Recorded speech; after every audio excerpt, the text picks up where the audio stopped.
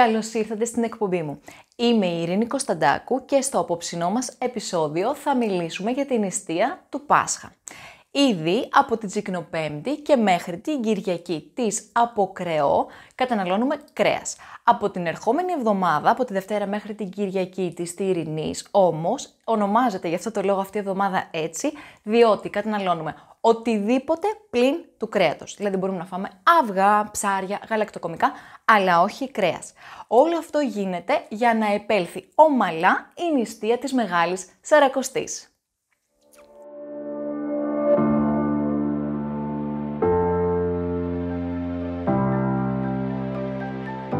Η νηστεία της Μεγάλης Σαρακοστής ξεκινάει από την Καθαρά Δευτέρα και καταλήγει στη Κυριακή του Πάσχα. Μέσα σε αυτό το διάστημα, όσοι θυμάστε από τα παιδικά μας χρόνια και τις παιδικές μας αναμνήσεις, την Κυρά Σαρακοστή, υπενθυμίζω ότι ήταν μια κυρία η οποία δεν είχε στόμα, αλλά είχε 7 ποδαράκια και κάθε Παρασκευή κόβαμε το ένα, δηλαδή 7 μέρες επί 7 εβδομάδες, 7-7, 49 μέρες. Έτσι λοιπόν, σε αυτές τις 49 μέρες νηστεύουμε το κρέας, τα ψάρια, τα γαλακτοκομικά, τα τυριά, καθώς επίσης και το λάδι και το κρασί. Έλαιο και ίνο καταλύεται, δηλαδή μπορούμε να καταναλώσουμε τα Σαββατοκύριακα, αλλά και σε κάποιες ημέρες, όπως τις ορίζει η Ορθόδοξη Εκκλησία μας. Μοναδικές εξαιρέσεις σε αυτές τις 49 μέρες αποτελούν η 25η Μαρτίου, που είναι ο Ευαγγελισμός της Θεοτόκου, αλλά και η Κυριακή των Βαΐων, στις οποίες 2 ημέρες καταναλώνουμε το ψάρι και μόνο αυτό. Δηλαδή δεν μπορούμε να φάμε ούτε γαλακτοκομικά, ούτε τυριά. Πάμε να δούμε τι είναι νηστεία. Νηστεία καλείται η εκούσια ή ακούσια αποχή από ειδονές του βίου, καθώς επίσης κάποια τρόφιμα και ποτά με στόχο την προετοιμασία των πιστών για θρησκευτικές τελετές. Μέχρι στιγμής είδαμε τι δεν πρέπει να καταναλώνουμε κατά τη διάρκεια της νηστείας. Πάμε να δούμε όμως τι μπορούμε να καταναλώσουμε. Τέτοια είναι φρούτα, λαχανικά, χυμή, καφές, τσάι, χαμομήλι και άλλα αφεψίματα, όσπρια, μαλάκια οστρακοειδή καθώς και αυγά ψαριών, όπως επίσης αυγοτάραχο, χαβιάρι αλλά και τα παράγωγά τους, όπως είναι ο ταραμάς και η ταραμοσαλάτα. Μπορούμε να καταναλώσουμε σιτηρά, δημητριακά και αμυλούχα, όπως ψωμί, φρυγανιές, ρύζι, πατάτα, καλαμπόκι. Μπορούμε να καταναλώσουμε ξηρούς καρπούς, σπόρους, ταχίνι και ελιές, αλλά και υποκατάστατα των γαλακτοκομικών που μπορεί να έχουν σαν βάση τους είτε τη σόγια, είτε το αμύγδαλο, είτε την καρύδα, είτε το ρύζι, αλλά και υποκατάστατα που έχουν σαν βάση τους το άμυλο καλαμποκιού ή πατάτας. Στη συνέχεια πάμε να δούμε ποια είναι τα ωφέλη της νηστείας. Στην πραγματικότητα, όταν απέχουμε για τόσο μεγάλο χρονικό διάστημα από το κρέας, αυτό που κάνουμε σίγουρα καλό στον οργανισμό μας είναι ότι μειώνουμε το προσλαμβανόμενο ζωικό λίπος, το οποίο συνεπάγεται σε λίπος κορεσμένο και κατ' επέκταση βελτιώνουμε τις τιμές των βιοχημικών δικτών μας, όπως είναι της χολυστερόλης, των τριγλικεριδίων, αλλά και της LDL χολυστερόλης. Δεύτερο όφελος για την υγεία μας είναι η μείωση της αρτηριακής πίεσης και αυτό οφείλεται στην αυξημένη κατανάλωση σε φρούτα, λαχανικά αλλά και δημητριακά, τα οποία έχουν μεγάλη περιεκτικότητα σε κάλιο.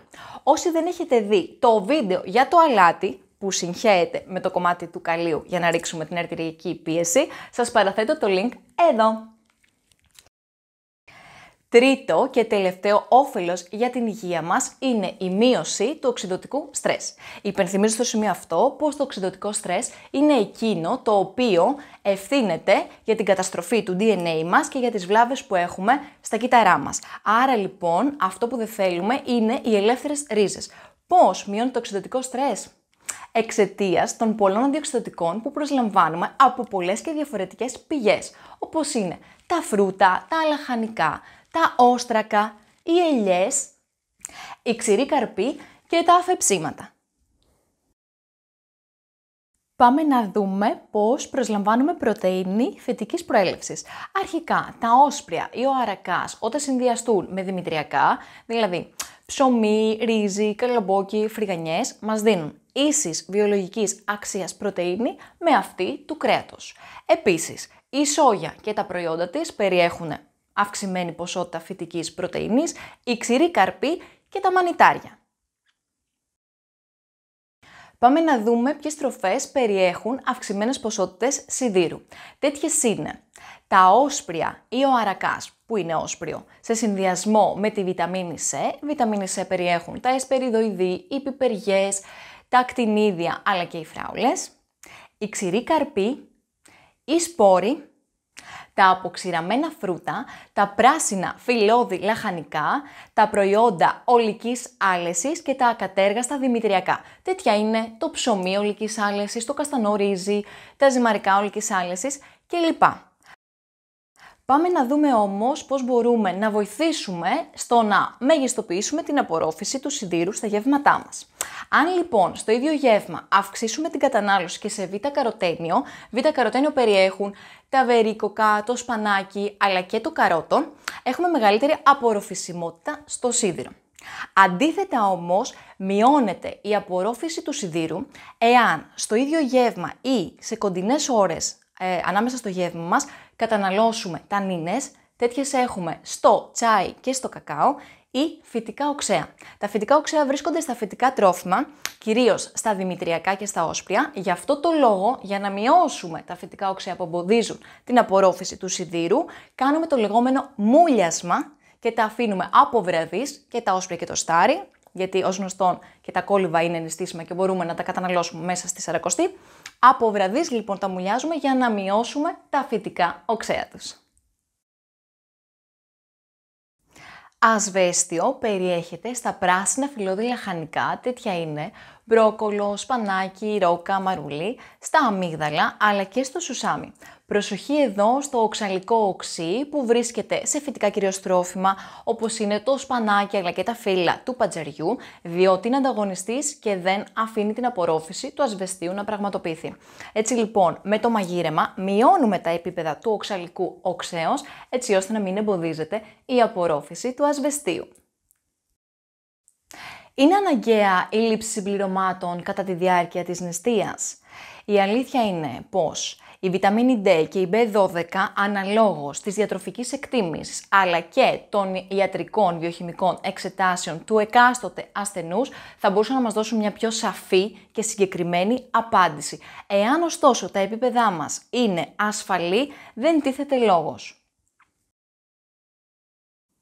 Ολοκληρώνοντας, η νηστεία είναι για όλους. Για παράδειγμα, οι διαβητικοί ασθενείς, που είναι πολύ σημαντικό να μην έχουμε ούτε υπεργλυκαιμίες αλλά ούτε και υπογλυκαιμίες, οι οστεοπορωτικοί ασθενείς, που είναι πάρα πολύ σημαντικό η ακριβής και προσεγμένη και ποιοτική πρόσληψη του ασβεστίου τους, τα άτομα που έχουν σιδηροπενική ανεμία, γιατί είναι πάρα πολύ σημαντική η πρόσληψή τους σε βιταμίνη B12 αλλά και σε σίδηρο, και τέλος οι νεφροπαθείς που εξαιτίας της αυξημένης πρόσληψης σε φρούτα και λαχανικά υπάρχει ανάγκη επίβλεψης για τα επίπεδα καλίου και φωσφόρου στο αίμα τους. Η αλήθεια είναι πως για όλες τις προαναφερθήσεις κατηγορίες είναι απαραίτητη η συνδρομή ενός πιστοποιημένου διαιτολόγου διατροφολόγου έτσι ώστε να είναι εξατομικευμένο το πρόγραμμα στο οποίο θα απευθύνεται καθαρά σε εκείνους έτσι ώστε να μην έχουν προβλήματα με την υγεία τους.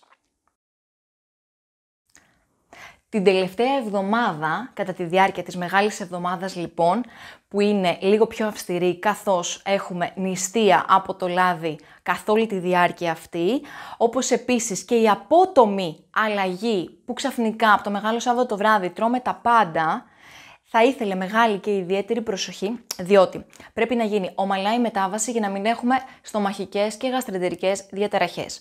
Οπότε θα σας συνιστούσα να ξεκινήσετε από το Μεγάλο Σαββάτο το βράδυ με την κλασική παραδοσιακή μας μαγειρίτσα, εάν και εφόσον σας αρέσει. Προσοχή στις μερίδες σας γιατί έτσι κι αλλιώς το στομάχι σας έχει μικρύνει.